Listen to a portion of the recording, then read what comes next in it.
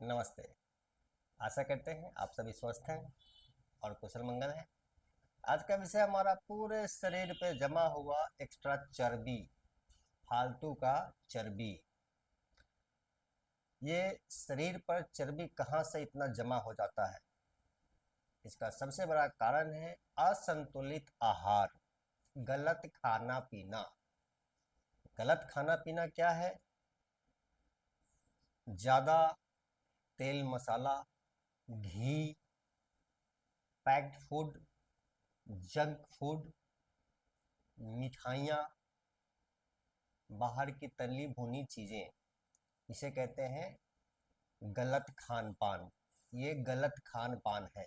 इसी की वजह से शरीर पे बहुत सारा चर्बी जमा हो जाता है धीरे धीरे।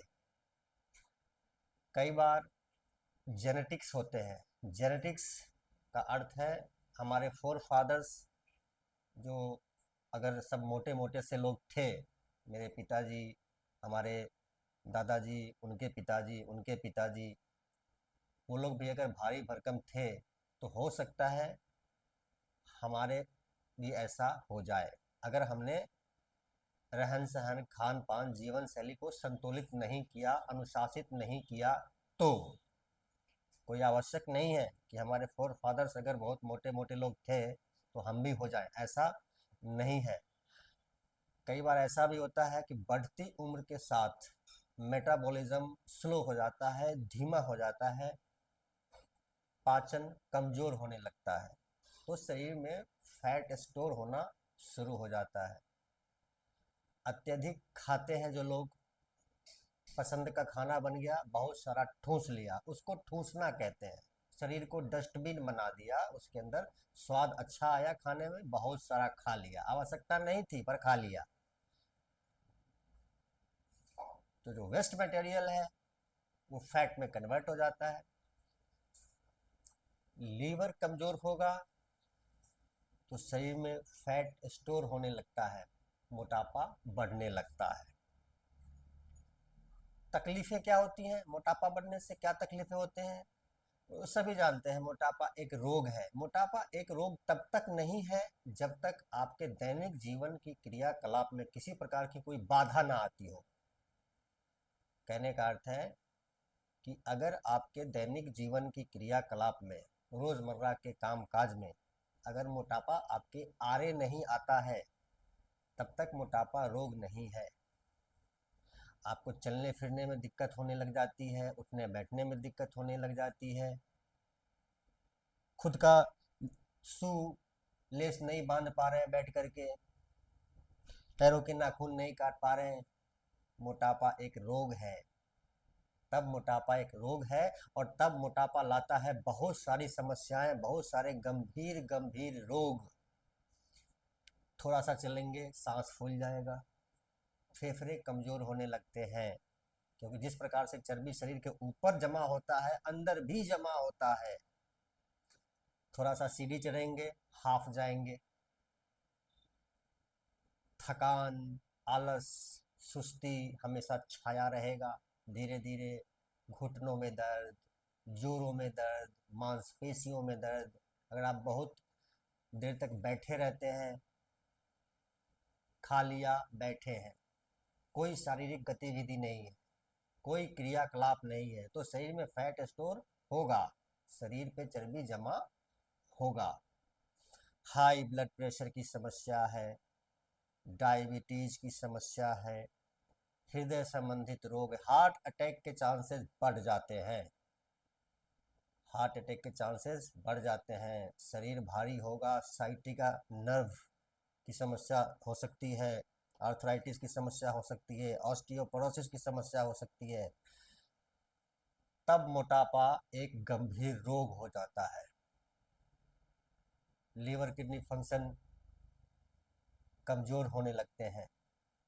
तब मोटापा एक गंभीर रोग होता है, जब आपका शरीर आपका साथ देना बंद कर देता है। मोटापा इतना गंभीर समस्या ला सकता है, इतने सारे गंभीर रोगों को जन्म दे सकता है। एक शारीरिक अभ्यास के माध्यम से मैं आपको बताऊंगा इस वीडियो के माध्यम से एक बहुत ही आसान सा अभ्यास। क्षमता अनुसार यह अभ्यास शुरू करेंगे और बहुत जल्द पूरे शरीर पे से जमा हुआ चर्बी कम कर सकते हैं। शरीर से जमा हुआ चर्बी कम करने के साथ हमेशा उद्देश्य ये होना चाहिए कि शरीर पर से जमा हुआ चर्बी भी धीरे धीरे जाता रहे, हमारे शरीर में मजबूती भी आए, लचीलापन भी आए। ऐसा नहीं हो कि हम और थकान महसूस करने लगें और सुस्ती आने लगे, कुछ और अन्य समस्या शरीर में शुरू हो जाए। ये हमेशा फोकस्ड रखना चाहिए। तो सरल सुपाच्य पौष्टिक आहार के साथ खान पान का ध्यान रखते हुए एक आसान सा अभ्यास करेंगे हम लोग अपने घर में ही। नीचे ज़मीन पर मैट बिछाकर, दरी बिछाकर अभ्यास करेंगे और पूरे शरीर पर से जमा हुआ चर्बी कम कर सकते हैं। अभ्यास करते हैं और इसको समझते हैं। बड़े आराम से इसका अभ्यास करेंगे, ध्यान से देखेंगे। मैंने एक मैट लिया है और मैट पर मैंने ये बिछाया है कॉटन मैट। कॉटन मैट इसलिए बिछाया है ताकि घुटनों में चुभे नहीं, स्थिति सहूलियतपूर्ण होती है तो अभ्यास आप बेहतर कर पाते हैं। तो ये स्थिति है पंजे के बल और घुटनों के बल। सांस भरते हुए दोनों हाथ ऊपर की तरफ जाएगा और सांस छोड़ते हुए दोनों हाथ पीछे की तरफ। अभ्यास को धीरे धीरे मैं करता हूँ, आप देखेंगे, और इसी अभ्यास को हम लोग रफ्तार बढ़ाएंगे बाद में। पहले आप ध्यान से देखें। सांस भरते हुए उठेंगे इस प्रकार से,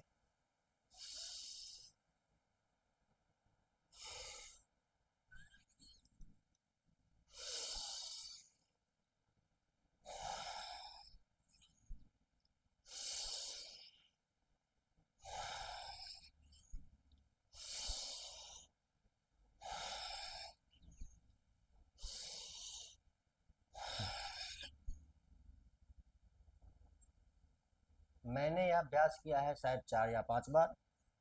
आप यह अभ्यास शुरू करेंगे क्षमता अनुसार, 25 बार, 30 बार, 25-30 बार सुबह, 25-30 बार शाम को।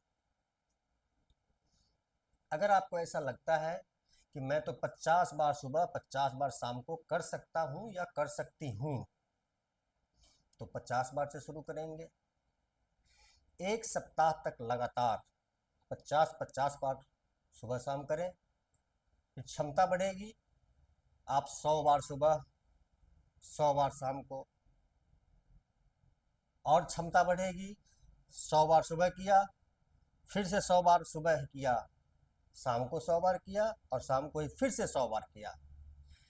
1 महीने के अंदर में पूरे शरीर पर से जमा हुआ चर्बी चला जाता है। शरीर में आएगा गजब का फुर्ती, गजब का लचीलापन, पूरे शरीर में ब्लड सर्कुलेशन बेहतर होगा। आप अभ्यास करेंगे तो समझ पाएंगे। मैं करता हूँ, मैं जानता हूँ, मैं समझता हूँ। गजब का एनर्जी लेवल आपका बढ़ जाता है, शरीर में लचीलापन आएगा, ब्लड सर्कुलेशन बहुत बेहतर हो जाता है पूरे शरीर में।